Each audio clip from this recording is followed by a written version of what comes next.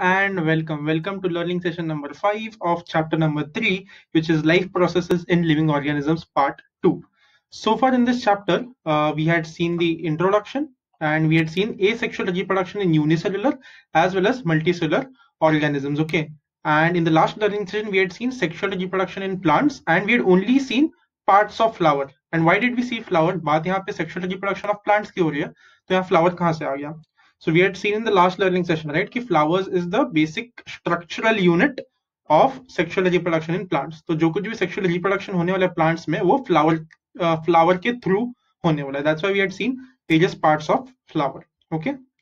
So in today's learning session, these are the topics under sexual reproduction of plant. Okay, you should know the parts of flower, then you should know pollination, fertilization, double fertilization and seed germination. Okay, तो ये सब तुम्हें पता होना चाहिए. So उसमें से parts of flower we have already seen. So remaining 4 we are going to see today. Okay. Next, the new word we are going to learn today is hollow. Most of you, I think, probably know the meaning of the word hollow. But even then, I have put this here so that we can make new meaning. We can make new sentences out of this word once we see where this word has been applied in our textbook. Okay. So let us quickly revise what all we have seen with respect to parts of flower. Okay. So we had last time हम लोग ने एक short form बनाया था, right? I remember calcium levels को maintain करने के लिए कोरोला गाड़ी में एंड्रू नाम का एक आदमी जिम में जाके एक्सरसाइज कर रहा है, राइट? सो सबसे बाहर क्या है? कैल्शियम यानी कैलिंग्स. ओके, सो यहाँ पे है कैलिंग्स. सो बेसिकली कोई भी फ्लावर होगा उसके नीचे एकदम ग्रीन कलर का कोई तो एक पार्ट होता है, राइट? ऐसा वाला. सो ग्रीन कलर का जो पार्ट होगा दैट विल कॉल्ड एज कैलिंग्स, और कैलिंग्स को हम लोग सीपल्स भी बोलते हैं. ओके, सो सबसे बाहर वाला चीज हो गया कैलिंग्स. कैलिंग्स के अंदर क्या है?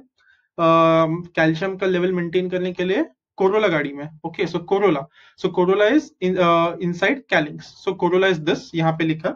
सो corolla is nothing but the petals of flower. Okay, so for example rose में जो रेड कलर का पार्ट होता है रोज फ्लावर में, those are petals. They are, उनका साइंटिफिक टर्म क्या है? कोरोला. ओके, नेक्स्ट, कोरोला गाड़ी में एंड्रू नाम का आदमी. Andrew means androecium. Okay, so androecium are these small filaments, यहाँ पे दिख रहा है, right? So androecium means there are two parts, anther and filament. Okay, so ये जो लंबा ऐसा लकड़ी जैसा दिख रहा है, पतले लकड़ी जैसा, that is your filament, और उसके ऊपर जो चीज दिख रही है गोल गोल, that is anther. Okay, so this is the filament and this is the anther. दोनों मिलके क्या बनेंगे? androecium. Okay, next, Andrew will go to the gym for gymnasium. So ये जो सेंटर में एकदम लंबा सा जो चीज दिख रहा है that is your gynoecium. Okay, gynoecium से जिम से वर्ड गाइनोशियम याद रखना है. सो गाइनोशियम में there are 3 parts, stigma, style and ovary. So stigma, style, ovary we anyway going to see in detail in today's learning session. Okay, but just know कि ये जो 3 चीज है वो गाइनोशियम के पार्ट है. Okay, so calyx, corolla, androecium and finally एकदम inside there will be gynoecium. So that's just a quick revision of parts of the plants that we had seen in the last learning session. Okay, you need not copy this because I think you all had copied this last.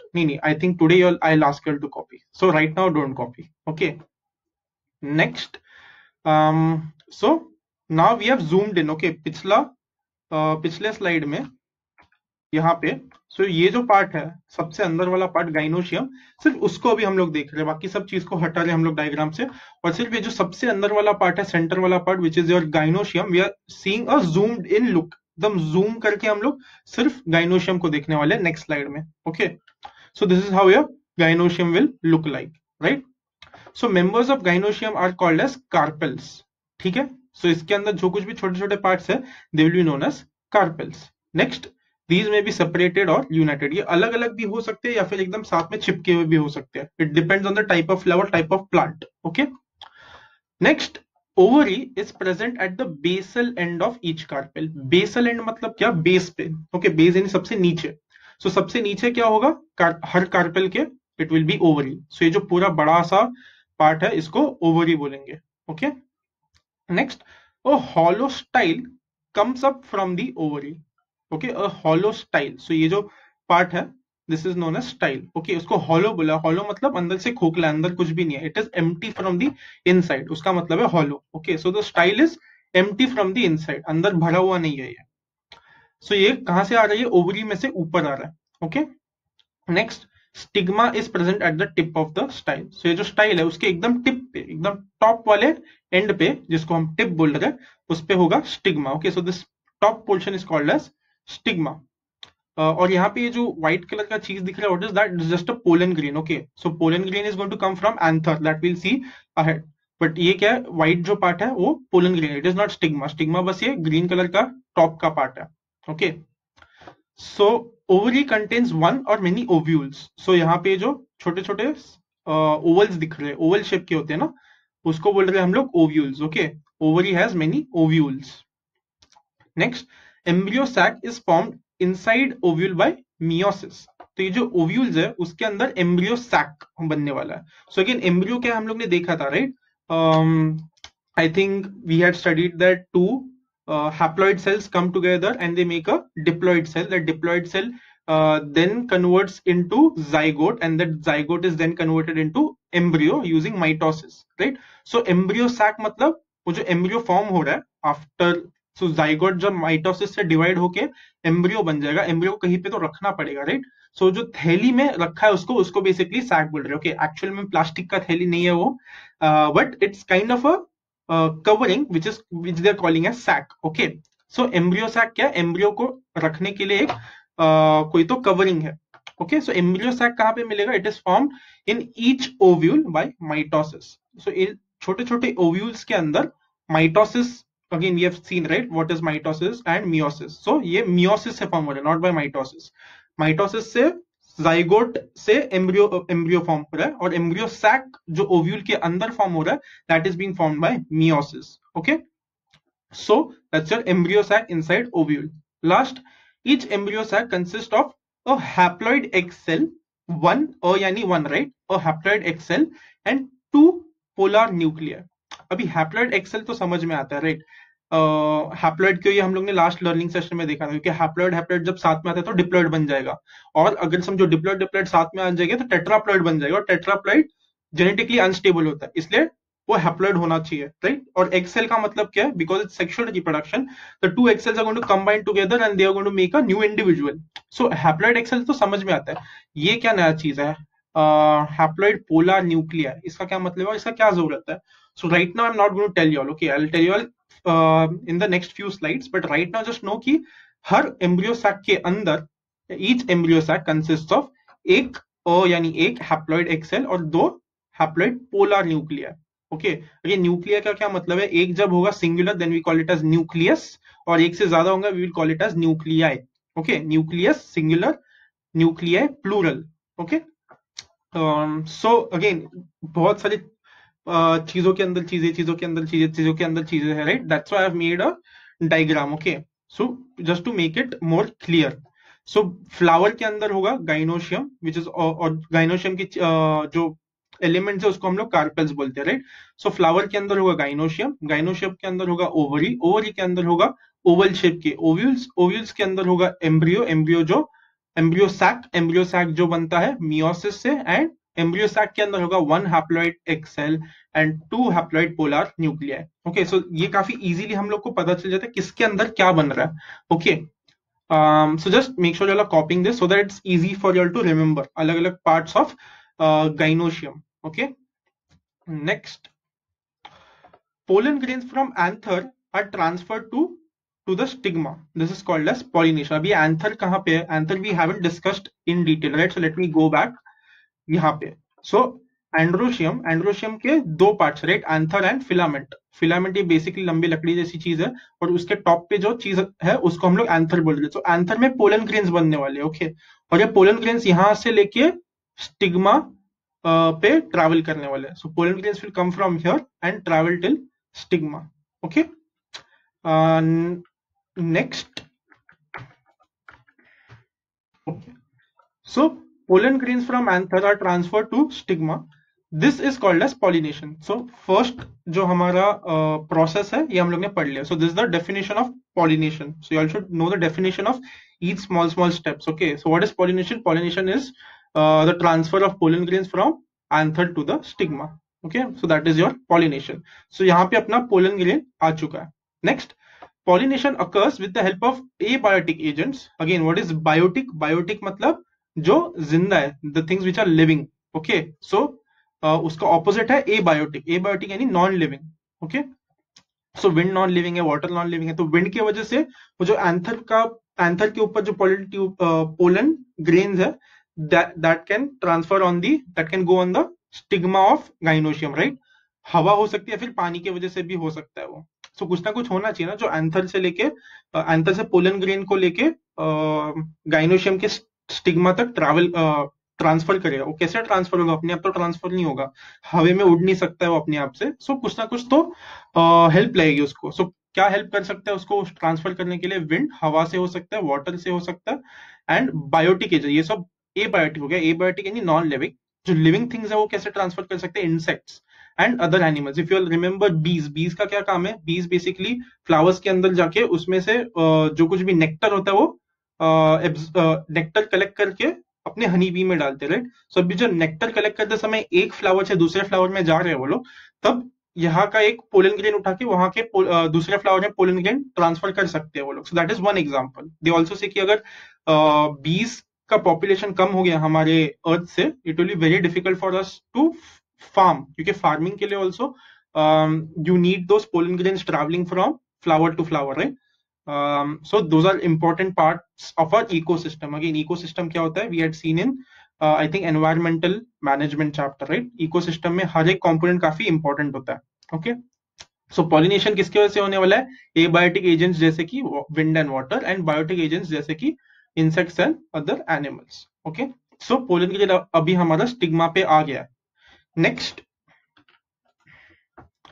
stigma becomes sticky during pollination. सो अगर समझो हवा या पानी से pollen grain यहाँ पे आ भी गया, वहां पे टच करके वापस आगे भी तो जा सकता है, राइट। सो वो नहीं होना चाहिए। इसके लिए क्या होने वाला है?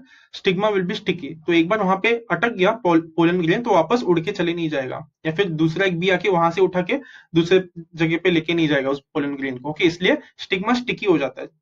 Okay, next, pollens germinate when they fall upon the sticky stigma. Okay, so ये पोलन ग्रेन्स जर्मिनेट होने वाले जब ये स्टिकी स्टिग्मा के ऊपर आने वाले। अभी जर्मिनेट मतलब क्या होता है? It's a new word we are learning, right. So germinate का मीनिंग ये लोग ने दिया है, IENE, that is. Okay, so that is a long pollen tube and 2 male gametes are form.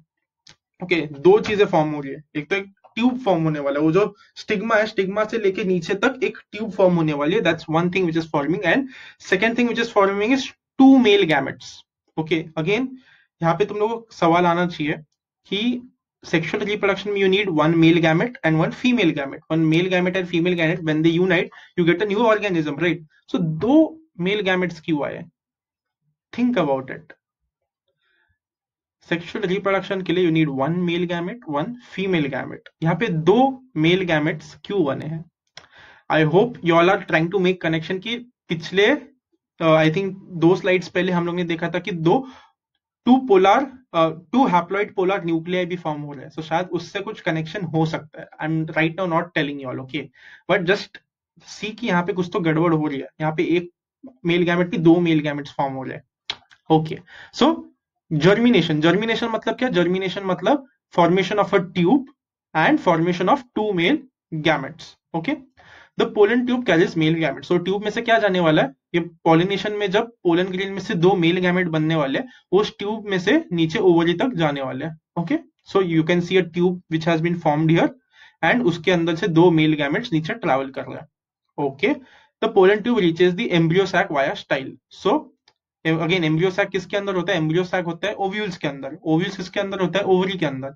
सो जो पोलन ट्यूब है, ओवरी से ओव्यूल्स में जाएगा, ओव्यूल्स में से वो एम्ब्रियो सैक के अंदर जाएगा। ओके, और कहां से जाएगा? वाया। वाया मतलब किस रूट से जा रहा है? वो किस रूट से जा रहा है? स्टाइल से। जो बीच का पार्ट है उसको स्टाइल बोलते हैं, right. So it is going from style. Okay, we'll move on. Tip of the pollen tube bursts and 2 male gametes are released in embryo sac. अभी यहाँ पे जब पहुंच जाते हो, फॉर एग्जाम्पल यहाँ पे देखो, यहाँ पे जब वो पहुंच जाते हैं male gametes from pollen tube, they are reaching the embryo sac. वो जो एंड है उस ट्यूब का वो फूट जाएगा। Okay, that's what they say saying here, tip of the pollen tube bursts. So जो टिप है, टिप यानी एकदम एंड वाला पार्ट जो है, जो एम्ब्रियो सैक के अंदर है एकदम लग के, वो फूटने वाला है, और फूटने के बाद क्या बाहर निकलने वाला है, यहाँ पे जो मेल गैमेट्स थे वो अंदर घुसने वाले हैं, किसके, एम्ब्रियो सैक के अंदर। ओके, सो अब one male gamete unites with egg cell to form zygote. Okay, so इसके अंदर ऑलरेडी एक एग सेल था, right. Let me go back. Yes, यहाँ पे जो एक एग सेल था एम्ब्रियो सैक के अंदर, उसके साथ एक मेल गैमेट यूनाइट होने वाला है, and you will get one zygote, right. Yes, so one male gamete unites with the egg cell to form zygote. ये तो हमें पता था ये होने वाला है, एक मेल एग, एक फीमेल गैमेट, ये लोग दोनों कंबाइन होकर यू विल गेट जाइगोट। ये this we had already known. So and this is called as fertilisation. तो ये सेकेंड स्टेप है, ओके, सेक्सुअल रिप्रोडक्शन प्लांट्स का, फर्टिलाइजेशन। फर्स्ट क्या था, पॉलिनेशन, सेकेंड है fertilisation. Again next will see what is going to happen with the other male gamete, और वो जो दो हैप्लॉइड पोलर न्यूक्लियर सेल्स है, okay, not cells, polar nuclei जो है। ओके, second male gamete unites with the two polar nuclei and endosperm is formed. Okay, so जो second male gamete है वो किसके साथ यूनाइट होने वाला है, वो जो दो पोलर न्यूक्लियाई थे उसके साथ वो फ्यूज होने वाला है। Okay, it is going to mate, क्या लिखा है यहाँ पे, यूनाइट्स लिखा है, राइट। सो यूनाइट होने वाला है उन दो न्यूक्लियाई से, और क्या फॉर्म होने वाला है, एंडोस्पर्म। अभी एंडोस्पर्म क्या है एंड ये क्यों चाहिए, okay, these are the questions you all should be thinking about right now. ये एंडोस्पर्म क्यों बना है और इसका क्या फंक्शन होगा, क्योंकि हमें male gamete plus female gamete already एक जाइगोट मिल गया है, तो भी एंडोस्पर्म का क्या काम है। Just keep thinking about it. I'm not going to give you all the answers right now, but keep thinking about it. Okay. So as two nuclei participate in this process, it is called double fertilization. तो पहले वाले में बस एक male gamete एक female gamete दोनों unite हो रहे हैं, बट यहाँ पे दो न्यूक्लिया आ रहे हैं, राइट, दो न्यूक्लिया आ रहे हैं, इसलिए इसको डबल फर्टिलाइजेशन बोलते हैं। सो थर्ड स्टेप है सेक्सुअल रिप्रोडक्शन इन प्लांट्स का। फर्स्ट था pollination, second was fertilisation, third one was double fertilisation, and now we're going to see the last step. Okay, give me a minute.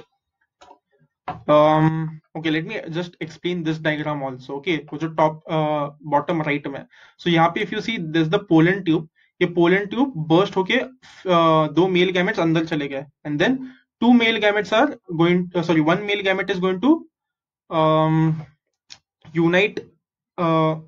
unite with the one haploid cell which was existing. Okay, so यहाँ पे you see the egg cell, right. So ये egg cell है, उसके साथ unite होके एक male gamete यहाँ पे आ गया. If you see यहाँ पे one male gamete is coming here and here it was an egg cell, and ये जो दो polar nucleus थे उसमें एक और male gamete चला गया. Okay, so that's your last diagram here. Next in this process is this seed germination. Okay, last stage is seed germination. So ovary develops into fruit. Okay, so this is ovary, right. ये जो बड़ा सा green वाला part है, dark green वाला part, that is your ovary. So ovary क्या बन रहा है, fruit बन रहा है, और fruit के अंदर क्या है, ovules है, embryo sac है, तो embryo sac and ovule क्या बनेगा, seed बन जाएगा. Okay, so ये पूरा का पूरा ओवरी फ्रूट बन रहा है, और फ्रूट के अंदर ये जो छोटा सा ओव्यूल है, that is becoming the seed. Okay, so ovary develops into fruit, and ovary के अंदर जो ओव्यूल है वो फ्रूट के अंदर का सीड बन जाएगा, किसके बाद, फर्टिलाइजेशन के बाद. नेक्स्ट, दीज सीड्स, ये जो सीड्स बन रहे हैं, these fall upon the ground when fruit breaks up and they germinate in the soil under favourable condition. So ये जो फ्रूट बन रहा है वो फ्रूट फिर बाद में सॉइल के ऊपर कभी ना कभी गिर जाएगा, और जो फ्रूट टूट जाएगा. ओके, कब टूटेगा, under favourable conditions. What are favourable conditions, we have already seen. Favourable conditions यानी वाटर का सप्लाई अच्छा है, वेदर कंडीशंस अच्छे हैं, और इनफ वाटर है. ओके, सो ये सब जब कंडीशंस अच्छे होंगे तब वो जो फ्रूट है वो ब्रेक होने वाला है. फ्रूट के अंदर क्या है, सीड्स, तो सीड्स ग्राउंड के ऊपर, the seeds are going to fall on the ground. Okay, and they will germinate. Okay, germinate का मतलब क्या है, we'll see. Germinate. So zygote develops using food stored in endosperm. Okay, now do you all understand endosperm का क्या काम था?